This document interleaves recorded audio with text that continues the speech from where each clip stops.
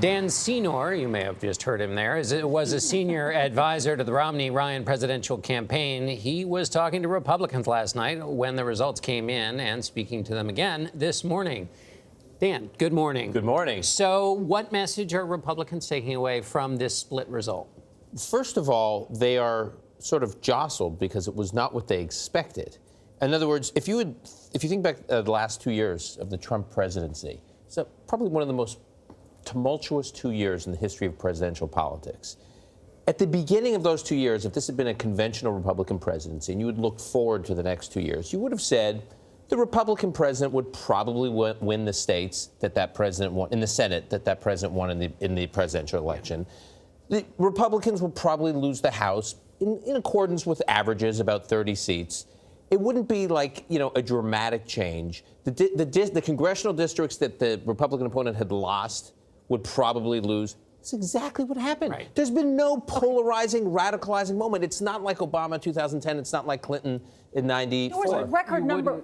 But you wouldn't say that with a 68% approval for the economy. No, absolutely. So there was absolutely. I'm just saying this has not been like a siege in terms of a radicalized electorate completely turning Congress upside down. That said, they are living with the reality that while it was not a shock to the system, the new reality for House Republicans, and they said that to me last night, they said it to me this morning, is we are about to be besieged by investigations. And the conservative policy agenda is over. But Senor's point, though, is about the women. But Dan, you said something. I was actually.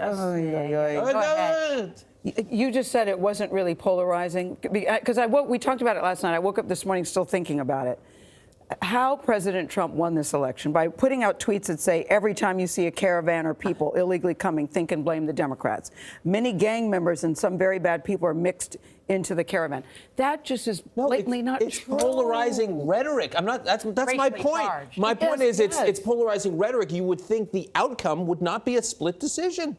It's basically a split No, that's decision. not true. We knew it was going to be a split decision. We knew that those Senates were facing tough times in states that he won handily, and that in the House, those House Republicans that retired and left a lot of open seats, including Speaker Paul Ryan, said, I don't want to be around when Democrats are in charge. And he called that all the way back in January. And he feels the same way today. Is that going to be the playbook for the Republicans in that's Gayle's 2020? That's. I woke up still thinking about this. You know what? This is a discussion that's happening right now, and it's going to be happening going forward, because the reality is Republicans, while they did not get as shellacked as they thought they might, they lost really important suburban middle and upper middle class seats, and it's going to be hard to build a real governing majority going forward without those seats. And to your point, that's where the women vote. We'll have to get used to. Voters they lost last night to play a big role in presidential politics. Right. But I do think, though, that the investigations is a whole new world, and a lot of Republican, conservative-minded policy leaders in the House are not going to be excited about that environment. All right, Dan Senor, always good to have you. Yeah, always a spicy. Jeez, I don't mean to jazz things. Everyone's yelling and screaming. There was no yelling. There was no yelling. There was no yelling, Dan. It's spirited. This was just Had a a wild conversation, birthday Dan. But we're glad you came. All right.